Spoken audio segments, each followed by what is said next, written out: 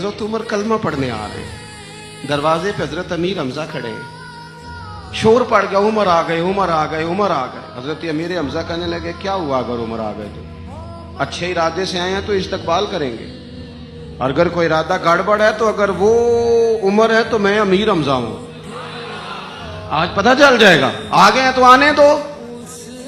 पीछे हुजूर तशरीफ फरमा है, करीम बोल पड़े, फरमाया हमजा जरा जल्दी न कर, जल्दी न कर। क्यों भला?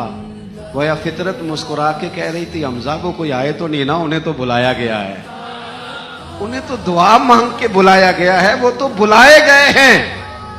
तो बुला कोई आया लेके चला गया, कोई उम्र भर भी ना पा सका। मेरे मौला तुझसे गिला नहीं, ये तो अपना अपना नसीब है। ये कुछ लोग ना पसंद नहीं आ जाते, ये कुछ लोग पसंद